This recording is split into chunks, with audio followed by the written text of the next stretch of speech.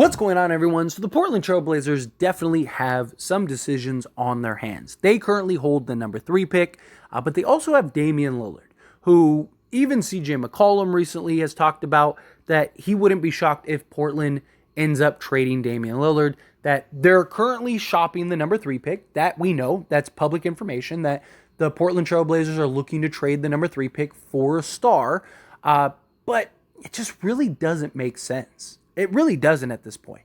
Damian Lillard is only getting up there in age. He's dealing with injury issues. He's a guy that has been extremely loyal. But at what point do you just, as an organization, say, all right, it's time to rebuild?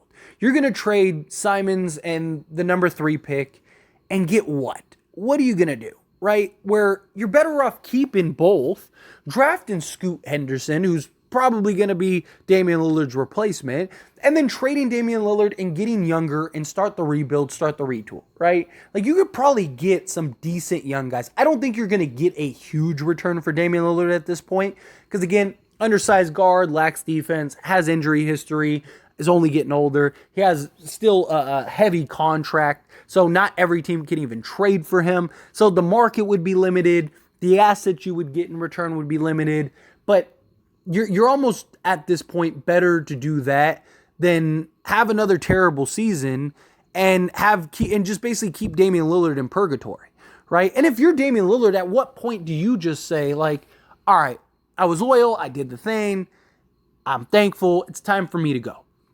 You got the number 3 pick, keep the number 3 pick, trade me, let's go do something else. Because again, what star are they going to be able to get, right? Like, do you take the number 3 pick, Simons and whatever else?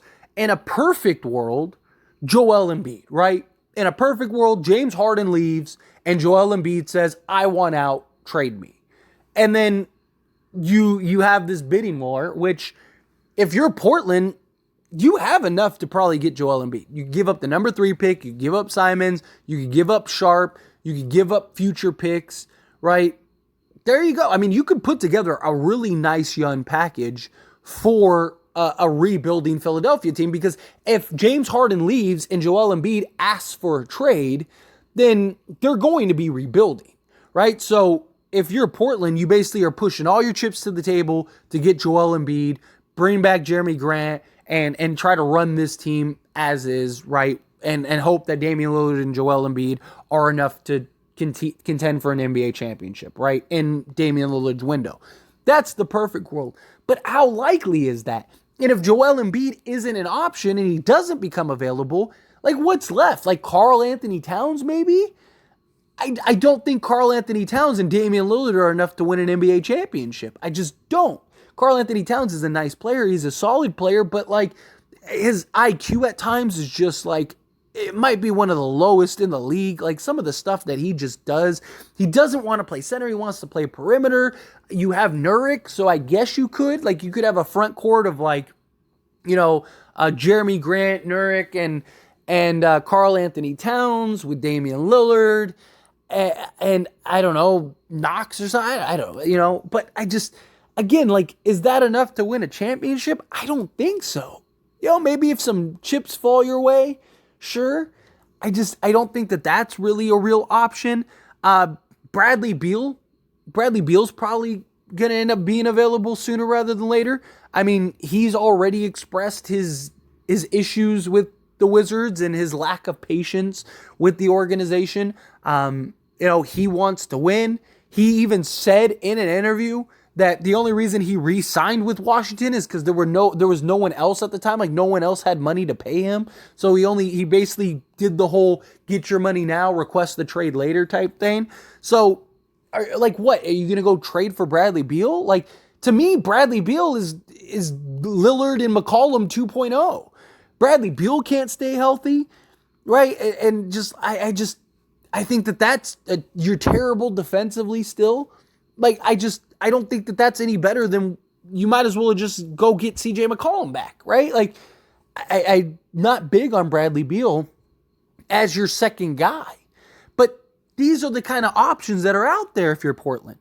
You're not, Luka Doncic isn't coming around the corner. Giannis isn't going to become available tomorrow. Like, any of these, like, real, like, any of the stars that you look at and go, man, like that's the guy with Damian Lillard that could win a championship, none of those guys are going to be available.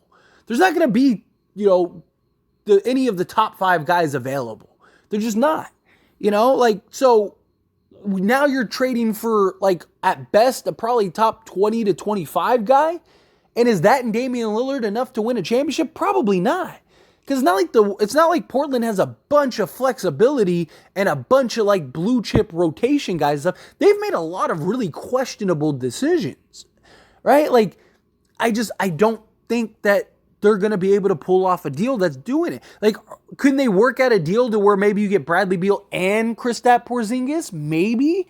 But is Kristaps, Beal, and Lillard enough to win a championship? Again, I don't think so. You got Paul George. Paul George could be pretty interesting. But one, do the Clippers actually move off of him? Right? He has injury history and issues and concerns. I think him and Damian Lillard would be that's probably as good as you get.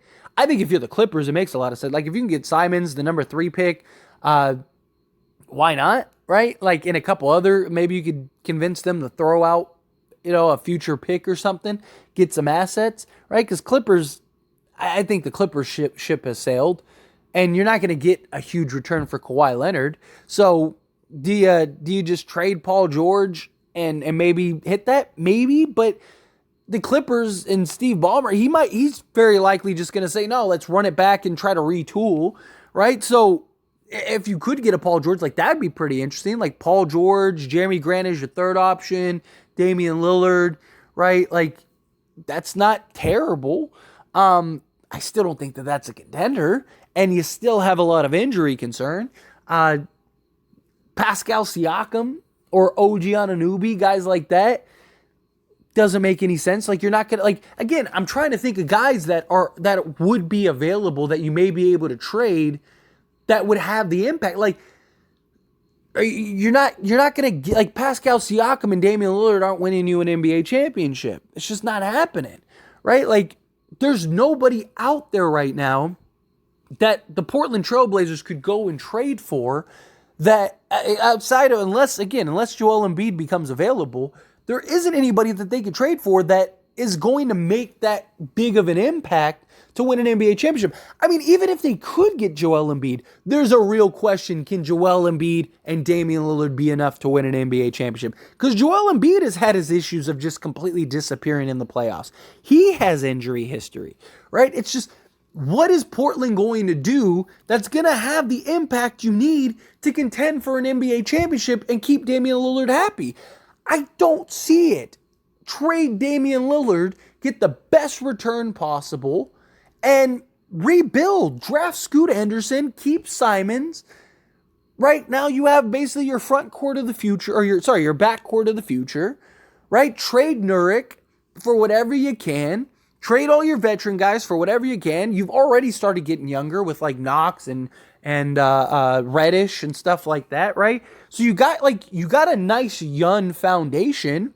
Trade Damian Lillard, keep your young foundation, and start rebuilding, start moving forward, because there isn't anybody on the market that's going to save the day for Damian Lillard. Keep Sharp, keep all these guys. Like, you're not going to be able to get some huge game-changing star that all of a sudden Portland's going to be a top 5 team in the league. It's just not going to happen. I don't see that being the case. And I just think that Portland is fooling themselves, and I think Damian Lillard is fooling themselves. And I think it's a marriage that ran its course. It was great. It was fun while it lasted. I don't think anybody would blame Damian Lillard for asking out or for Portland trading him, right? I don't think Portland fans would be upset about it. I mean, I've seen a lot of Portland fans that are like, yeah, I think it's time to trade Damian Lillard, right? Like, I just think Damian Lillard has been one of, if not the most loyal star in an era where loyalty isn't really a thing among stars. And he's been that guy through thick and thin. And you applaud it, you nod to it, and you say, hey, it's time to go. If you're Portland, if Dame doesn't want to leave, you just you just say, hey, buddy, it's time. I know you want to be here. I know you love it here. We love you here. But where do you want to go, man? Pick your destination. Whatever team it is, we'll trade you to them. Whatever we can get, we'll get. We need to start going another direction. We're going to reward you for your loyalty. Pick who you want to go. If it's the Warriors, if it's the Lakers, if it's the Celtics, if it's whomever, whatever you want. You want us to trade you to the Sixers? We'll trade you to the Sixers. Like, whatever. What star do you want to play next to? What place do you think will give you the best opportunity to win an NBA championship? That's where we'll trade you. And we'll get whatever return we can get. And we're gonna draft the number 3 pick, whoever it is. We're gonna keep our young guys, and we're gonna head in this direction. I don't think there's anything wrong with that. I really don't. But anyway, as always, this is a discussion, so I pass the question on you. Let me know your thoughts and opinions down in the comments below. What do you think? Do you think that they go after any of these guys? Is there anybody specific that you think could change and save the day? How do you feel? Whatever your thoughts are, I'd love to hear it. Let me know down